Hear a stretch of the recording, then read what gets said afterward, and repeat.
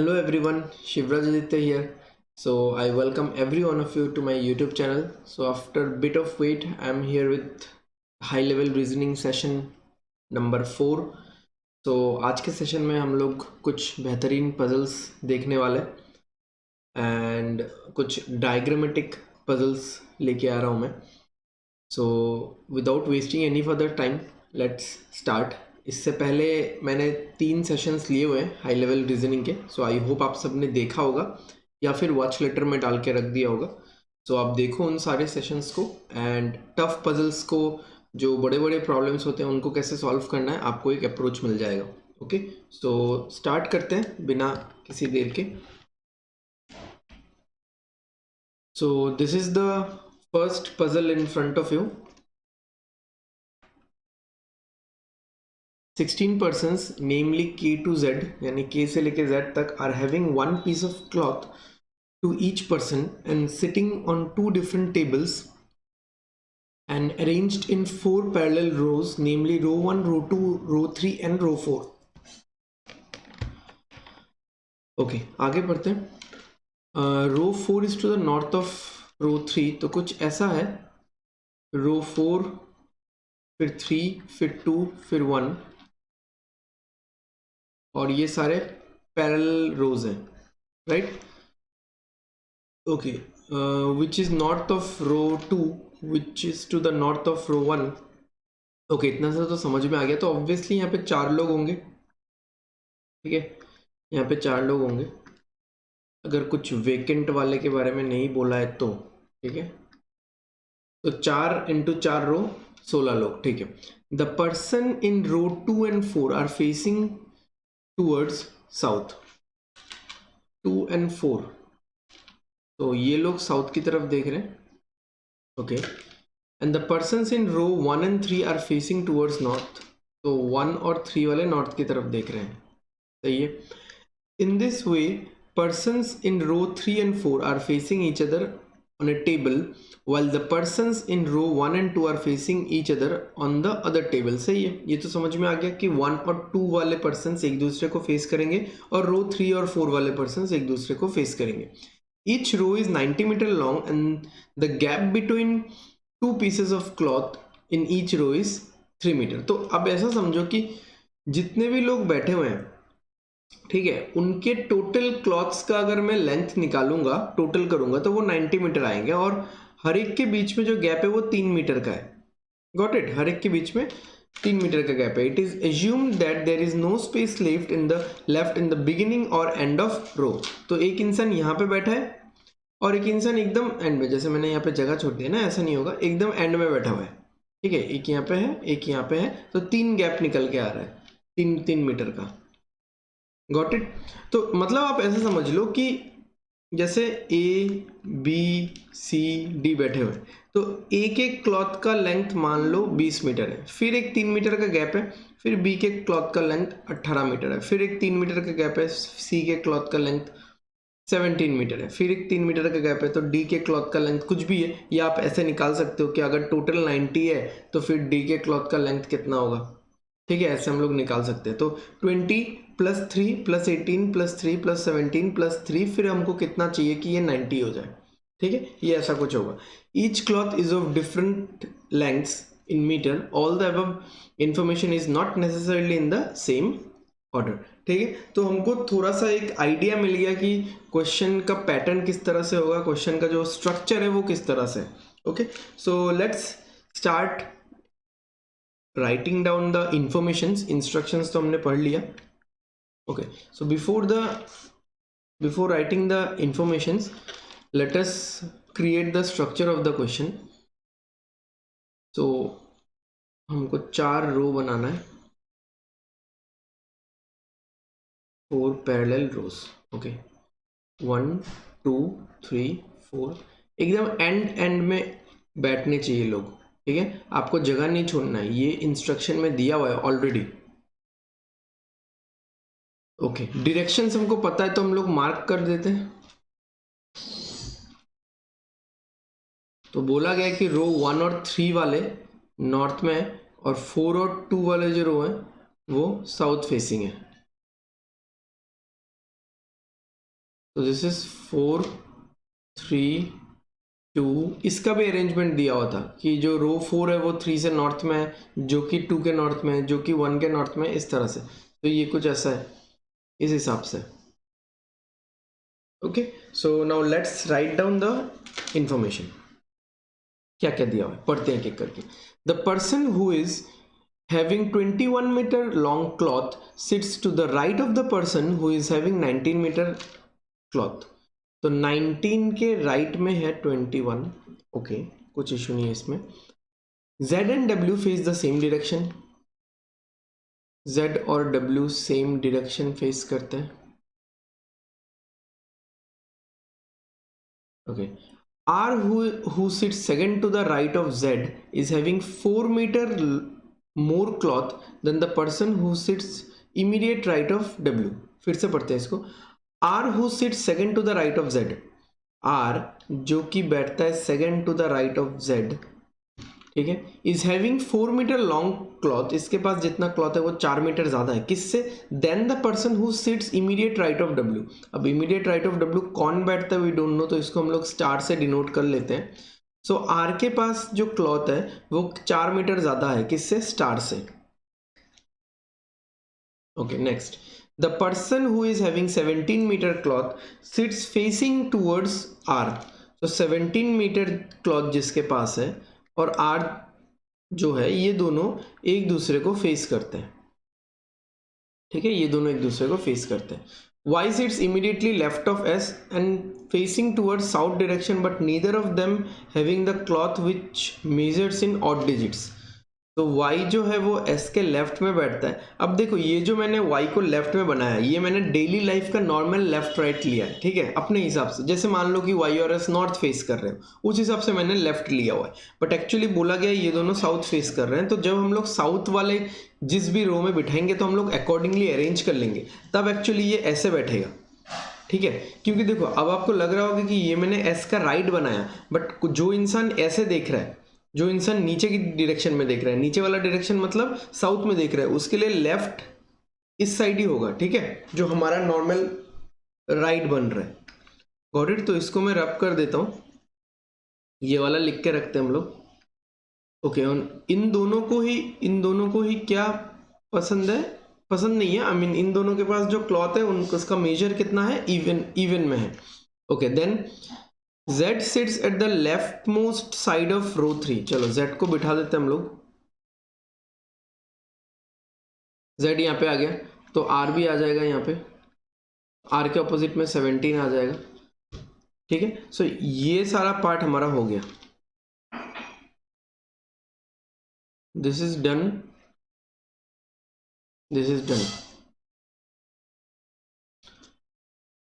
Okay, next देखते हैं और क्या क्या लिखा हुआ है।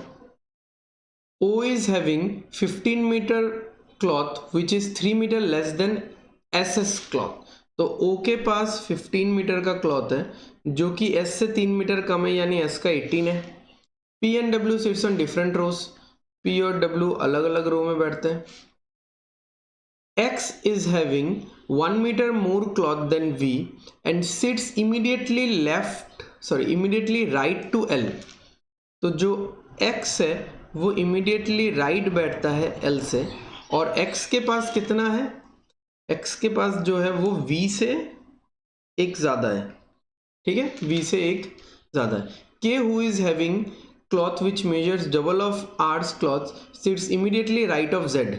इमीडिएटली राइट ऑफ Z तो इसको बिठा ही दो, इमीडिएटली राइट ऑफ Z। और K के पास कितना है, K के पास कितना है यहीं पे लिख सकते हैं हम लोग, ठीक है, K के पास है twice R। Got it? The cloth of Q is 13 meter more than that of N। तो Q के पास है N plus 13। V is having 25 meter cloth and sits immediately left of Q। तो V के पास 25 है, V के पास 25 है तो X के पास 26 हो गया। ओके, अभी एक चीज देखो, यहाँ पे क्या बोला गया है। ओके, ये बोला गया है कि Z और W का सेम डायरेक्शन है, यानी Z नॉर्थ में तो W भी नॉर्थ में, तो W यहां तो नहीं हो सकता, क्योंकि W के राइट में देखो मुझे क्या चाहिए, एक कोई इंसान एक चाहिए, ठीक है, तो W यहां पे तो होने से रहा, तो अब W कहां होगा, W के राइट में अगर मुझे कोई इंसान चाहिए तो W इन तीनों जगह में से कोई एक जगह में हो सकता है। देखो लास्ट में नहीं हो सकता क्योंकि राइट में चाहिए ना मुझे कोई, तो इन तीनों जगह में से कोई एक जगह में हो सकता है, और W के राइट में कोई एक इंसान आएगा, स्टार आएगा, ठीक है, जो भी है। L is sitting second to the left of T. L is sitting second to the left of T, who sits facing towards the person who is having 12 metre. So जो L है वो second to the left of T बैठता है, second to the left of T बैठता है, जो कि 12 metre वाले पर्सन को फेस करता है।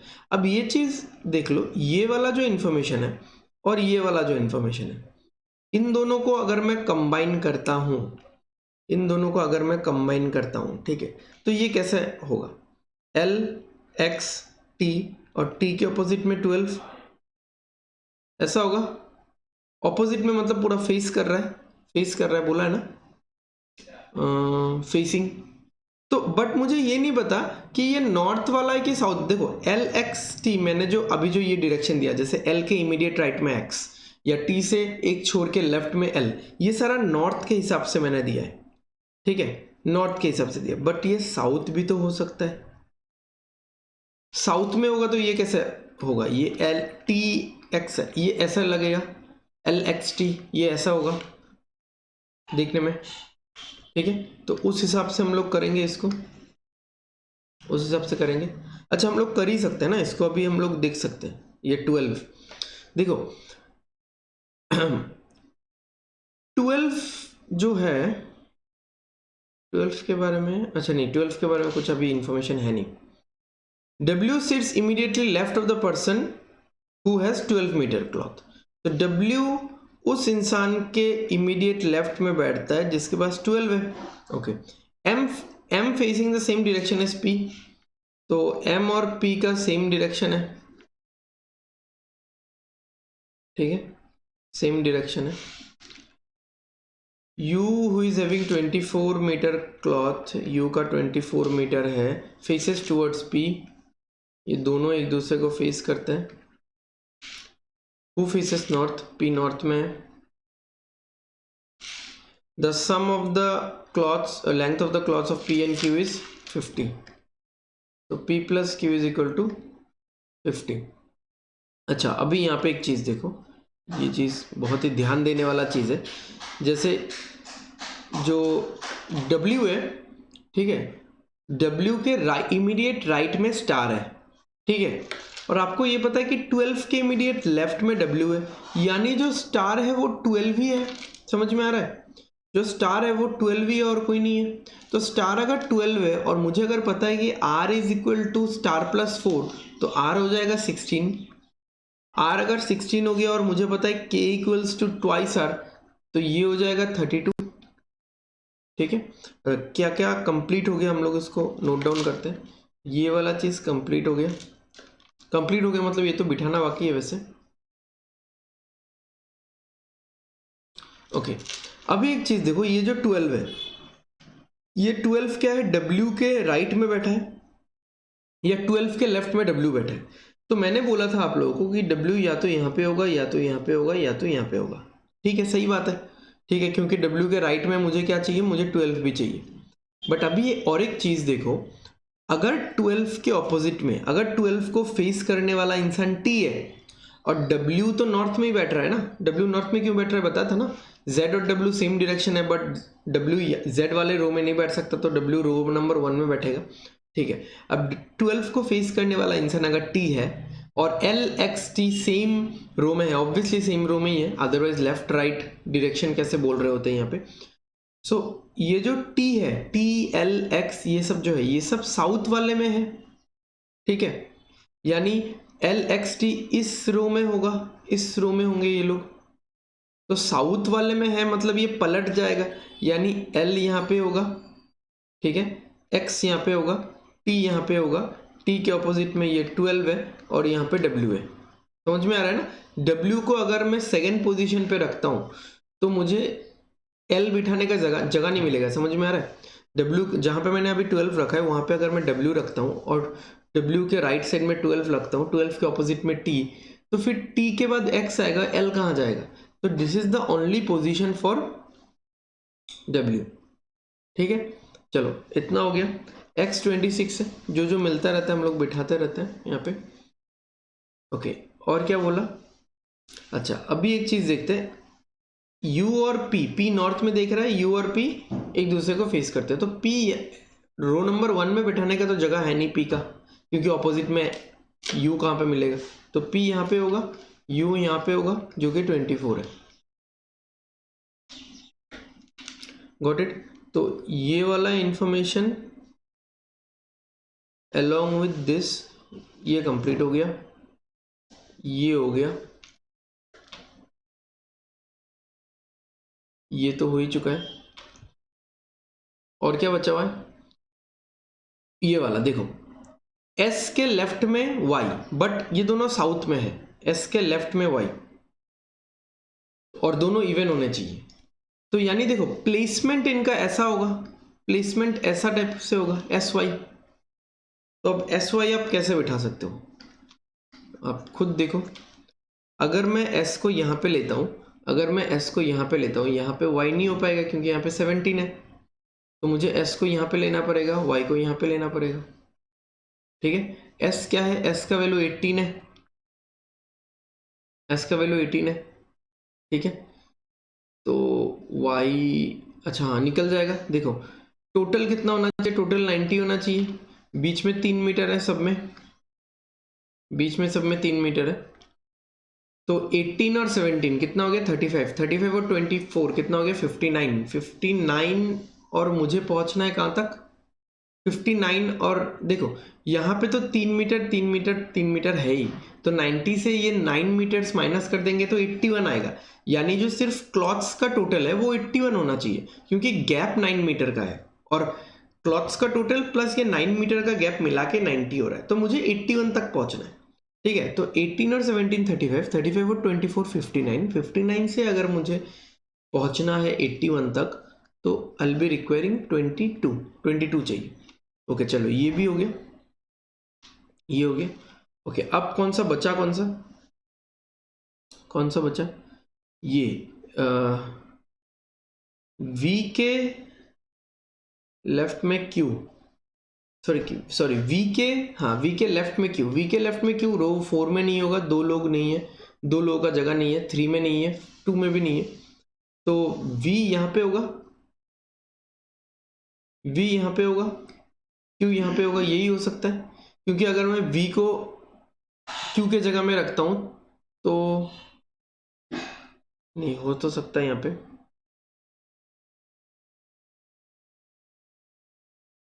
है ना, यहाँ पे तो ये हो सकता है। अच्छा, इसको छोड़ते किसी दूसरा पॉइंट को देखते हैं। और क्या है, O बाकी है, O कहाँ बैठ सकता है, O के बारे में कुछ नहीं बोला।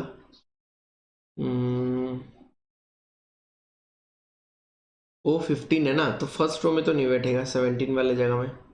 अच्छा, V और Q वाला और O वाला और एक बार पढ़ते हैं। V is immediately left to Q, अच्छा ये उल्टा है, ये उल्टा है, मैंने गलत लिखा है ना। V is immediately left to Q।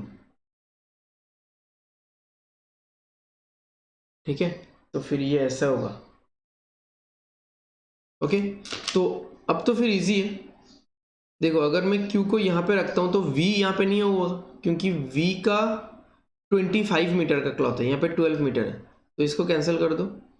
यहाँ पे रखो आप V को, सॉरी यहाँ पे रखो आप Q को, यहाँ पे रखते हैं V को, V 25 है। ओके, और क्या देखो, ये रहा, ये वाला एक है, M और P का सेम डायरेक्शन होना चाहिए, तो M भी नॉर्थ में होना चाहिए, नॉर्थ में एक ही जगह खाली है, ये वाला। ओके, अब बचा है O15 और ये 17 वाला जगह, तो 17 वाले जगह में N आ जाएगा, और O15 यहाँ पे आ जाएगा, सिंपल है। ओके, अब डायरेक्शन, अब क्योंकि मुझे N17 मिल चुका है तो ये वाला मैं यूज कर सकता हूँ, Q इक्वल टू N+13, तो Q30 हो जाएगा। Q30 हो गया और मुझे टोटल 81 चाहिए। मैं क्यों बार बार 81 बोल रहा हूँ, क्योंकि गैप 3 मीटर 3 मीटर 3 मीटर करके 9 मीटर है और टोटल 90 है। 90 में से 9 घटाएंगे तो 81 आएगा, तो क्लॉथ्स का टोटल 81 होना चाहिए। ठीक है, तो Q30, V25 75, M12 87, सॉरी 75 क्या बोल रहा हूँ यार, 55 और 12 67, 67 के साथ और कितना चाहिए, 14 चाहिए, तो W इज 14, है ना, 14 ही चाहिए। चलो, W मिल गया, ये वाला तो हो चुका है। और क्या है, और क्या है, हाँ, P plus Q equal to 30, जब मुझे Q मिल गया 30, P plus Q equal to 50, जब मुझे Q मिल गया 30 तो P क्या होगा 20, P 20 है तो 20 प्लस 16 कितना हो गया 36, 36 और 32 कितना हो गया 68, 68 के साथ क्या चाहिए 13 चाहिए, Z13 हो गया। और क्या इन्फॉर्मेशन बचा हुआ है, और बस ये बचा हुआ है 19 के राइट में 21। अब 19 के राइट में 21, अब देखो ये T और L में होगा। अब ऐसा मत करो कि यहाँ पे 19 और यहाँ पे 21, ये साउथ वाला रो है, ठीक है, ये साउथ वाला रो है, तो राइट उस हिसाब से लेना पड़ेगा। 19 वाले के राइट में 21 लेना है, तो L होगा 19, ठीक है, ये ओवरराइट हो रहा है, L होगा 19, T होगा 21, ठीक है, T होगा 21, हो गया, we are done. S wise N U सारे क्लोथ्स का लेंथ आ गया। Okay, so we are done for this puzzle, ठीक है। आई होप आप सबको समझ में आया होगा ये वाला। So moving to the next question. Okay, this is also very interesting question. समझते हैं कि इसको हम लोग कैसे सॉल्व करने वाले हैं। ओके,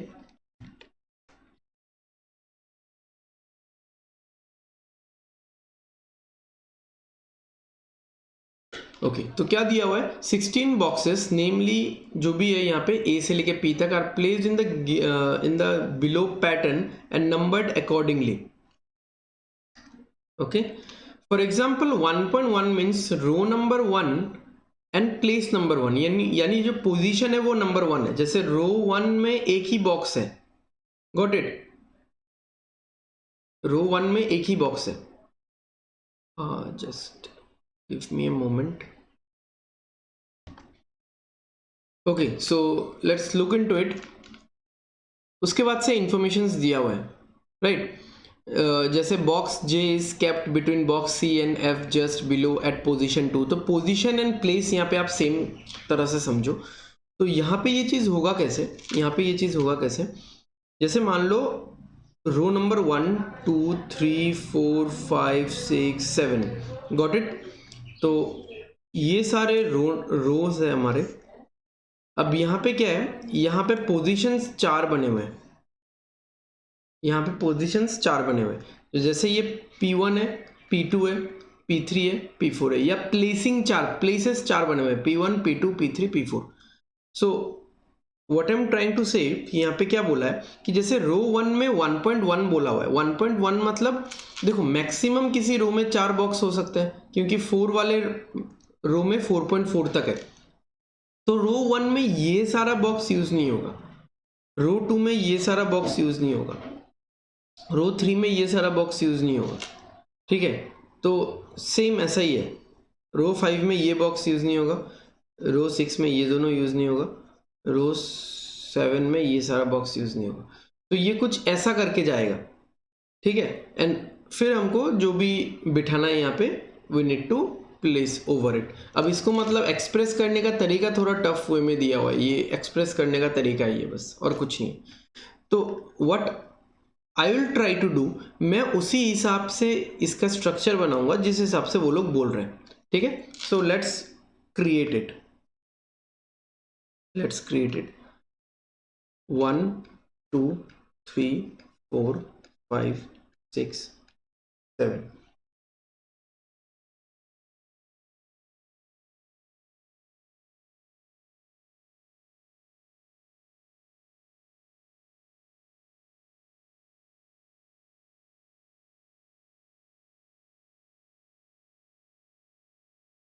ठीक है, अब इसमें देखो रो 1 में एक ही बॉक्स है, रो 2 में कितना है, 2 बॉक्स है, रो 3 में कितना है, 3 बॉक्स है, रो 4 में कितना है, 4 बॉक्सेस है।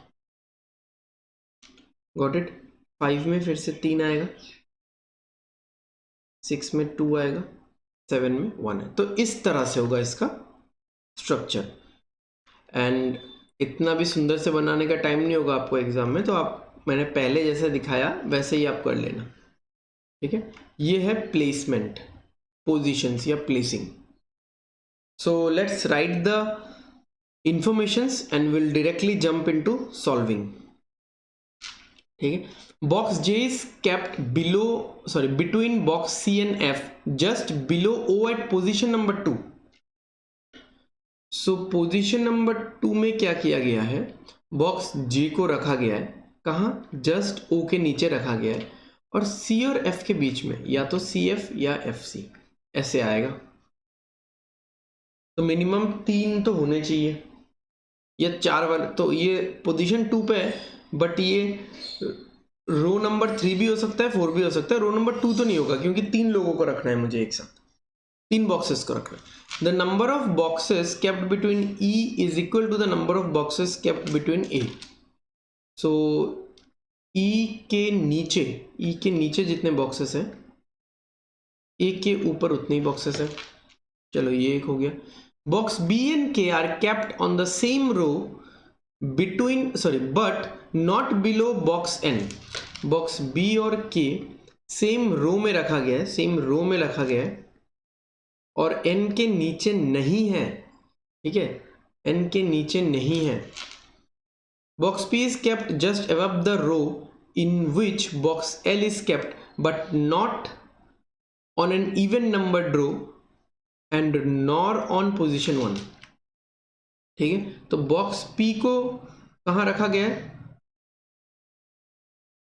L को जिस रो में रखा गया है उससे ऊपर वाले रो में रखा गया है, बट इवन नंबर रो नहीं है, यानी ये ऑड नंबर रो है। तो यहाँ पे ये वाला इवन नंबर रो होगा, और इसको पोजीशन नंबर 1 में नहीं, यानी 2, 3, 4 इन तीनों में से किसी एक पोजीशन में रखा हुआ है।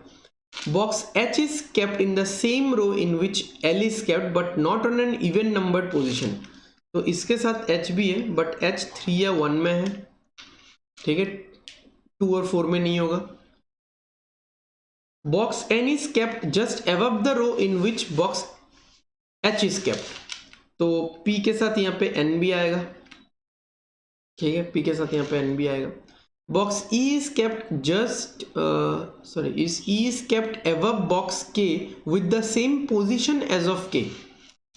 So E जो है इसको K के ऊपर रखा गया है, बट ये दोनों को सेम पोजीशन में रखा गया है। ठीक है, सेम पोजीशन में रखा गया है। Box M is kept above O and box J at the same time below row 2। तो बॉक्स M को क्या किया गया है, O के ऊपर रखा गया है, ऑब्वियसली O के ऊपर। O के इमीडिएट नीचे कौन है, J है। सो box M is kept above O and J obviously at the same time position below row 2। इसका जो पोजीशन है वो रो 2 से नीचे है, रो 2 से नीचे है। अच्छा, इसको हम लोग प्लेस कर सकते हैं ना, इसको हम लोग प्लेस कर, रो 2 से अगर नीचे है, मान लो मैं M को अगर यहाँ प्लेस करता हूँ, ठीक है, O यहाँ पे होगा, J यहाँ पे होगा, C और F में से कोई एक यहाँ पे होगा, और F और C में से कोई एक यहाँ पे होगा। और नीचे तो नहीं हो सकता। अगर मैं M को 3 पे नहीं, रो 3 पे नहीं रख के 4 पे रखता, उसके नीचे O आता, उसके नीचे J आता, तो J के आजू बाजू में ये F और C नहीं आ पाते। ठीक है, तो ये चीज ऐसे होगा। Row number of box C is less than the row number of box O। Row number of C is less than, ये नहीं होगा, ये गलत इंफॉर्मेशन है। देखो, हमको जब पहले ही बोला हुआ है कि O के इमीडिएट नीचे J है और J के आजू बाजू में F और C है, तो row number of box C less than the row number of box O कैसे होगा, ये मोर होना चाहिए था, मोर देन, या ये नहीं भी देने से होता है ये line. Okay, and position number of box C is less than position number of box M. box M का पोजीशन क्या है 2 है, box C का पोजीशन ज्यादा होना चाहिए, सॉरी box C का पोजीशन कम होना चाहिए, less than the position number of box M, कम होना चाहिए। तो यानी C यहीं पे होगा, C का पोजीशन नंबर 1 है तो F यहीं पे होगा। चलो इतना पार्ट फिक्स हो गया। D is kept below the row in which I is kept but not on an even number position. So D is kept below the row in which I is kept. तो I को जिस रो में रखा गया है D को उसके नीचे वाले रो में रखा गया है और D को क्या चाहिए but on an even numbered position, ठीक है, इवन पोजीशन है। तो ऐसा नहीं कि आई के नीचे डी को रखा गया है, आई के नीचे किसी एक रो में रखा गया है डी को। Got it. अभी इसको और कैसे प्लेस करेंगे, देखो इसको और कैसे प्लेस कर सकते हैं। ये वाला तो हो गया, ये वाला हो गया, this is also over. Okay, इस चीज को देखो, अभी देखो एल और एच एक इवन वाले में होने चाहिए जिसके ऊपर पी और एन बिठा सकूं। एल और एच 7th रो में नहीं होंगे, एल और एच 6th रो में हो सकते हैं बट उसके ऊपर पी और एन नहीं बिठा सकता मैं। एल और एच 4th रो में हो सकते हैं जिसके ऊपर रो 3 में मैं पी और एन बिठा सकता हूँ। एल और एच 2 में नहीं हो सकते, उसके ऊपर मैं पी और एन नहीं बिठा सकता। तो एल और एच जो है वो रो 4 में हुए हैं, इतना पक्का है, बट कहाँ पे आई डोंट नो। अब मुझे पी और एन बिठाना है, ठीक है, पी और एन बिठाना है। अब P नंबर 1 पे नहीं बैठेगा तो यहाँ पे N बैठ जाएगा, तो P यहाँ पे बैठ जाएगा। ओके, अब एक चीज देखो, N के नीचे, इमीडिएट नीचे बोला था या नीचे, बॉक्स कहाँ गया, box B and box K are kept on the same row but not below N। तो जो बॉक्स बी और के है वो N के नीचे नहीं होगा, N के ऊपर ही होना चाहिए, ठीक है। N के ऊपर अगर होना चाहिए तो B और K एक साथ रो नंबर 2 में आएगा। अब कहाँ B बैठेगा, कहाँ K बैठेगा, अब देखो K के ऊपर, कहाँ ऊपर वी डोंट नो, इमीडिएट भी हो सकता है, थोड़ा और ऊपर भी हो सकता है, बट सेम पोजीशन में E आना चाहिए। तो K यहाँ पे होगा, K के ऊपर E होगा और यहाँ पे B होगा। B और K सेम रो में हो गए, K के ऊपर सेम पोजीशन में E आ गया, तो ये वाला ओवर है, ये वाला ओवर है। ई के नीचे जितने लोग हैं, ए के ऊपर इतने लोग, ई के नीचे 6 लोग हैं तो ए के ऊपर 6 लोग होना चाहिए, तो ए यहाँ पे बैठ जाएगा। ओके, अब क्या बच गया,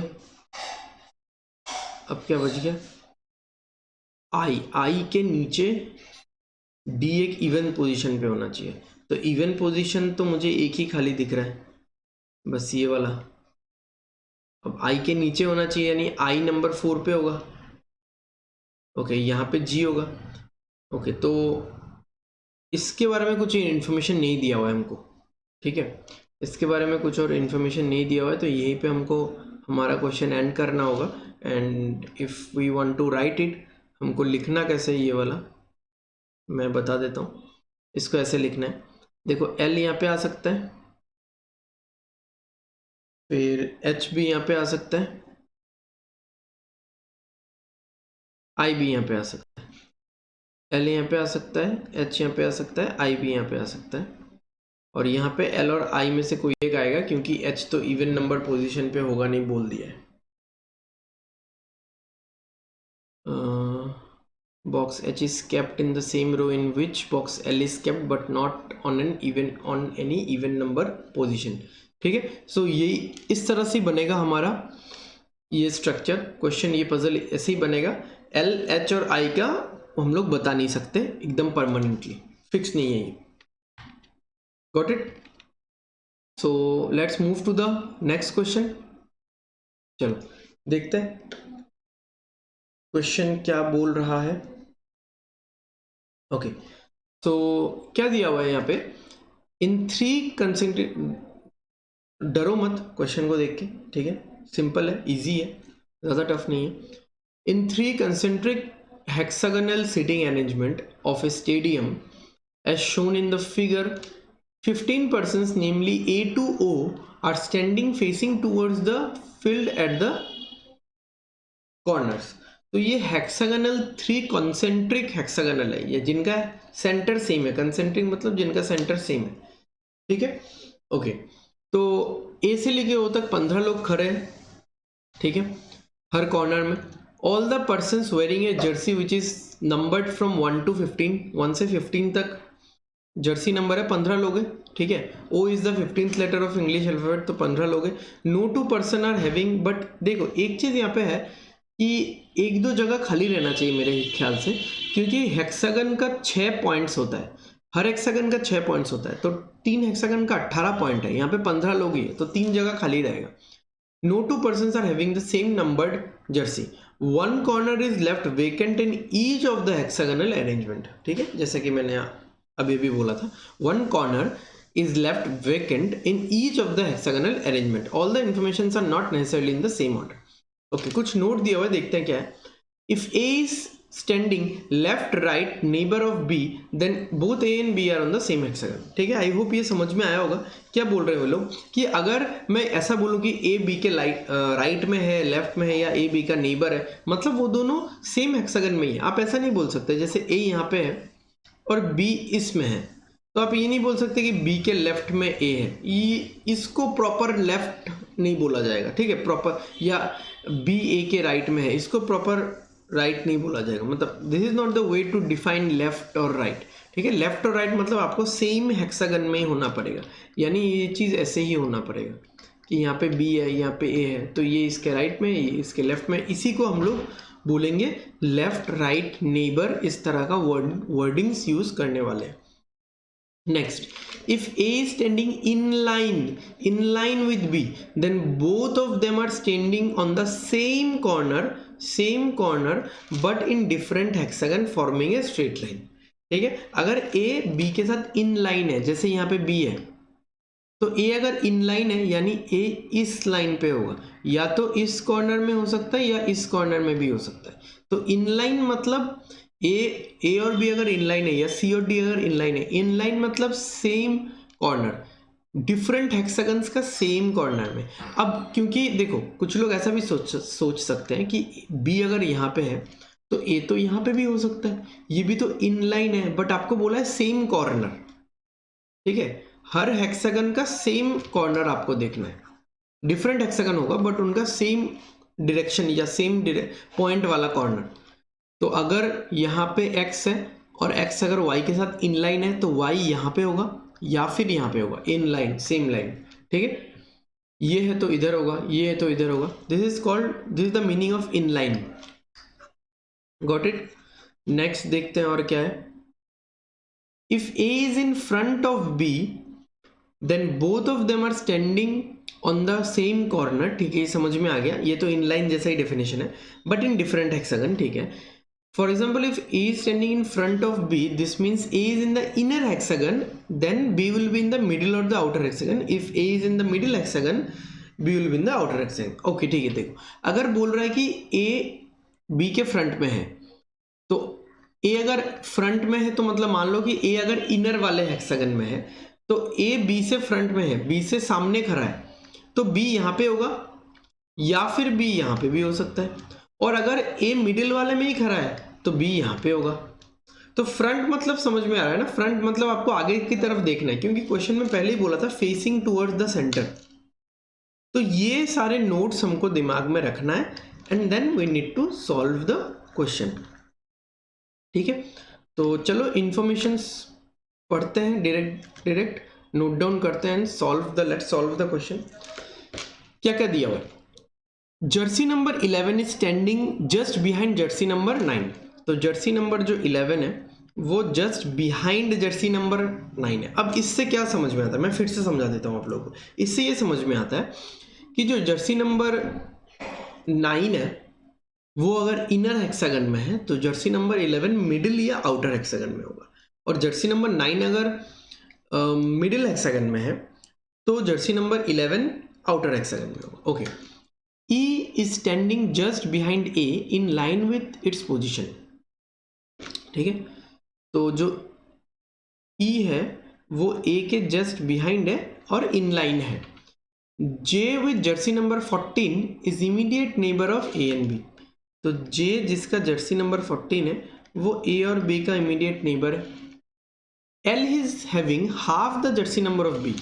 एल के पास बी का हाफ है, यानी अगर मैं ट्वाइस एल कर दूं तो बी निकल जाएगा, ठीक है ना।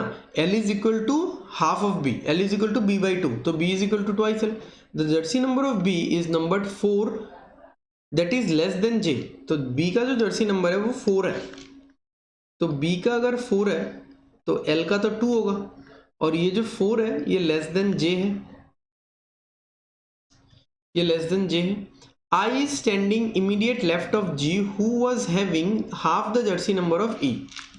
तो I जो है वो G के इमीडिएट लेफ्ट में है, ठीक है, G के इमीडिएट लेफ्ट में है, और G का जो जर्सी नंबर है वो हाफ है। किसका हाफ है?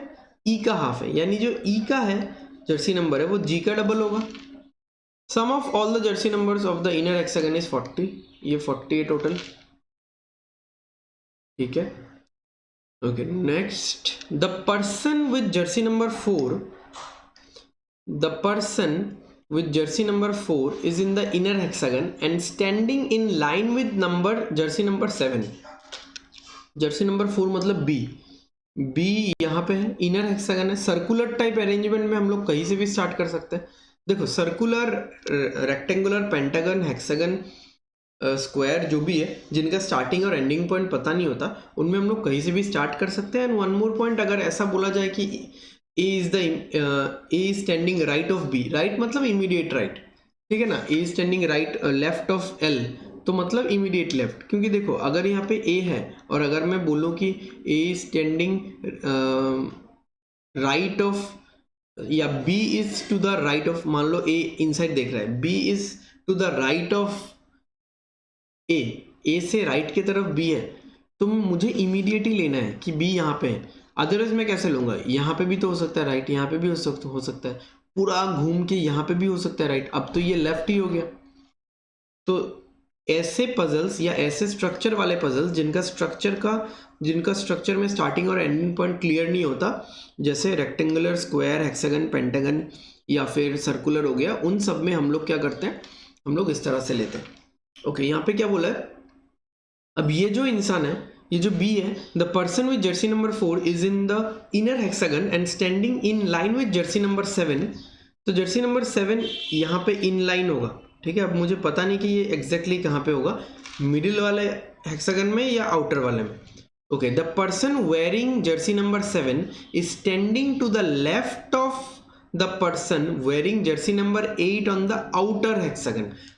तो जो ये जो 7 है, 7 is standing second to the left, the person wearing jersey number 7 is standing second to the left of the person wearing jersey number 8 in the outer hexagon। तो outer hexagon में यहाँ पे अगर 8 है, 8 से लेफ्ट की तरफ 1 छोड़ के यहाँ पे होगा 7, ठीक है। तो इसको हम लोग हटा ही सकते हैं, वैसे इसको हम लोग हटा सकते हैं कि ये वाला इंफॉर्मेशन तो हो ही गया हमारा,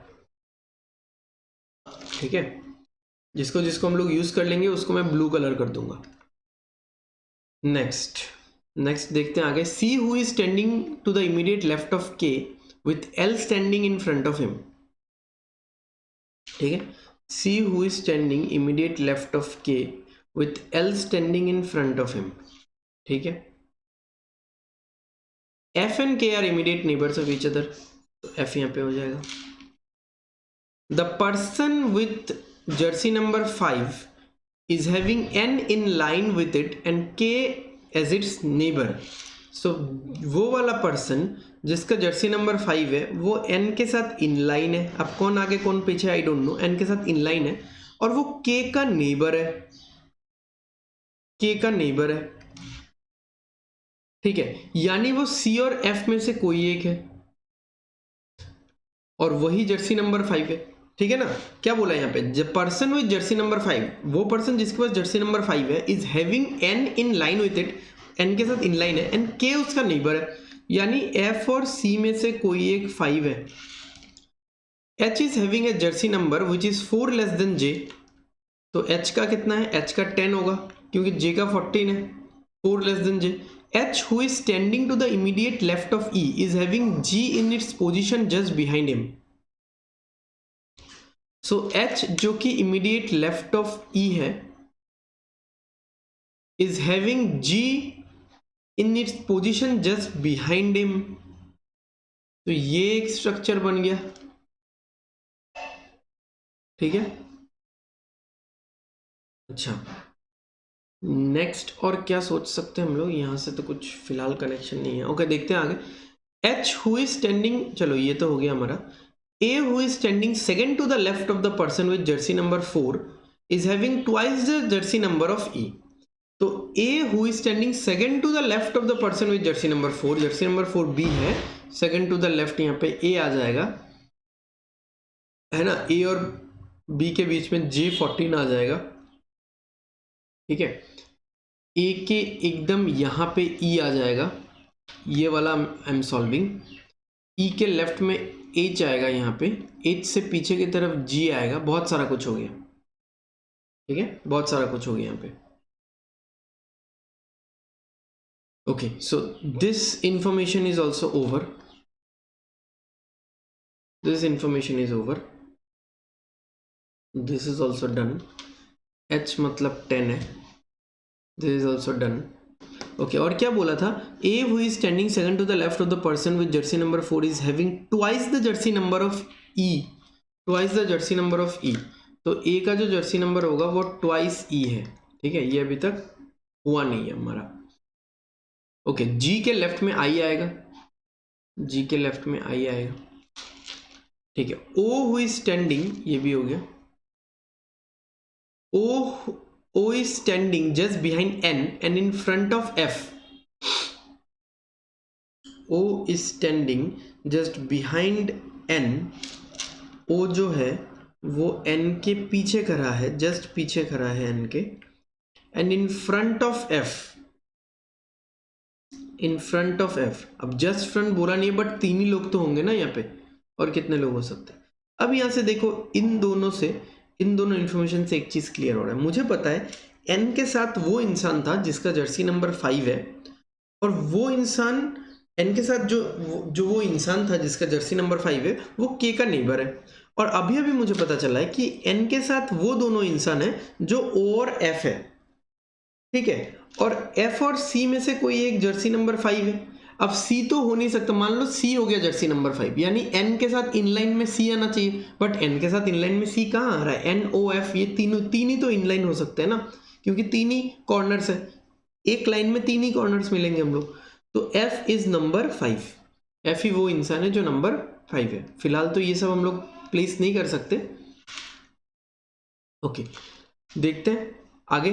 d is standing in line with i with the smallest digit Jersey number. तो d i के साथ इनलाइन खड़ा है और d का जर्सी नंबर 1 है। The sum of the jersey number of c and f is 20। c and f 20 है तो c का हो गया 15, c का 15 हो गया। The immediate neighbours of i are having the sum, the immediate neighbors of I are having the sum equal to i's number। तो I का जो immediate 2 neighbors है उनका जो sum total है वो I के बराबर है। I के immediate neighbor G है और तो फिलहाल नहीं पता। ओके, नेक्स्ट क्या है, M is standing to the right of L, M is standing to the right of L। L यहाँ पे नहीं था ना कहीं पे, अच्छा ठीक है, देख लेंगे इसको। Immediate right positions of O and G are vacant. O और G का जो इमीडिएट राइट पोजिशन है वो वेकेंट है। The total sum total Jersey number of B and E is 10। B और E का सम टोटल जर्सी नंबर 10 है, ठीक है। इससे क्या फायदा मिलेगा मुझे, तो B अगर 4 है, E 6 है, E अगर 6 है तो G 3 है, और E अगर 6 है तो A 12 है। तो यहाँ पे A 12, E 6, G 3, तो ये सारा इंफॉर्मेशन हमारा डन हो गया। ये वाला हो गया, ये वाला हो गया, ठीक है। अच्छा ये वाला भी हो गया ऑलमोस्ट। देखो I8 है और I का आसपास वाला जो है उनका टोटल I के बराबर है, तो यहाँ पे क्या आएगा, यहाँ पे 5 आएगा, और 5 किसका है, F का है। F आ गया तो F किसके राइट में था, F किसके राइट में था, K के राइट में था, तो ये 7 K का हो जाएगा। फिर K किसके राइट में था, K C के राइट में था, ये वाला। अच्छा इसको मैं थोड़ा सा अलग करके मार्क करता हूँ,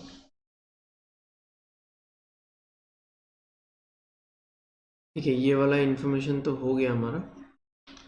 यहाँ पे C है और C is equal to 15, C के सामने L आएगा, ठीक है। L आ गया, L के सामने M आएगा। Got it. अब इनर वाले सर्कल में A J B और भी 2 जगह खाली है। अच्छा ये वाला F O N, F O N, so this is done, this is done, this is also done। I के सामने एक जगह में D आएगा, D का 1 है। अच्छा O के राइट साइड वाला वेकेंट है, तो ये दिस इज वेकेंट, मैंने क्रॉस लगा दिया। G के राइट साइड वाला वेकेंट है, ये वेकेंट है, यहाँ पे मैंने क्रॉस लगा दिया। तो I के सामने D आएगा, यहाँ पे D आएगा, D का 1 है। तो इनर में देखो, इनर वाले हेक्सागन में A J B N D, तो ये वाला क्या है, ये वेकेंट है, ये वेकेंट है। ओके N का नहीं आया अभी तक, N का टोटल नहीं आया ना, N का टोटल नहीं मिला।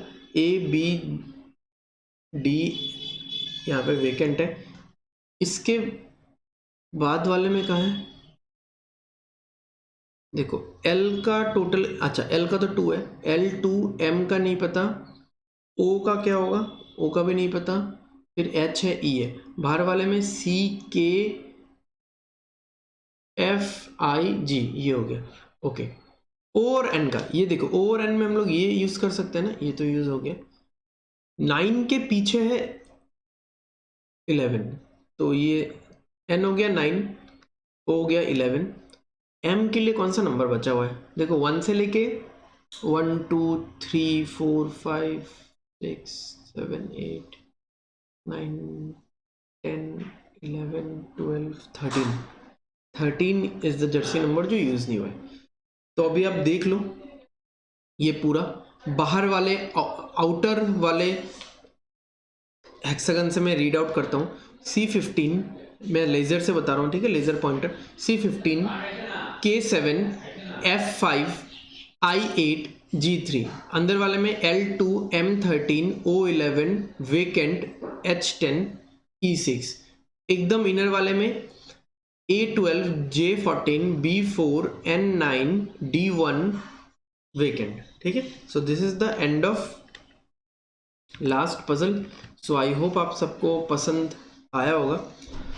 सो इंटरेस्टिंग था आज, एकदम बहुत ही हाई फाई ज़्यादा टफ वाले पजल्स नहीं थे, एक मॉडरेट लेवल वाले थे, काइंड ऑफ एक हद तक आप टफ भी बोल सकते हो, ठीक है, अगर आप प्रीलिम्स के पॉइंट ऑफ व्यू से बोल रहे हो। बट इससे भी ज़्यादा कॉम्प्लेक्स वाले पजल्स हमने किए हुए हैं इससे पहले वाले सेशंस में। So this is the much awaited 4th session, so I'll be coming up with 5th session very soon। इसके अलावा जो DI का जो पार्ट चल रहा है, जो सेशन चल रहा है पार्ट 7 तक मैंने अपलोड कर दिया है, तो आप लोग वो जाके देखो। And also most importantly topic wise puzzles, ठीक है, जो कि आपको कहीं नहीं मिलने वाला, ठीक है। तो उसके 2 सेशंस मैंने अपलोड किए, 3rd sessions will be coming in like 1 or 2 days only. So I hope आप सबको पसंद आया होगा, पसंद आया तो आप लाइक कर दो एंड कमेंट कर दो, and please subscribe my channel so that आपको आने वाले वीडियोस का नोटिफिकेशंस एकदम तुरंत ही मिल जाए। Okay, thank you guys, have a nice day, thanks a lot for watching.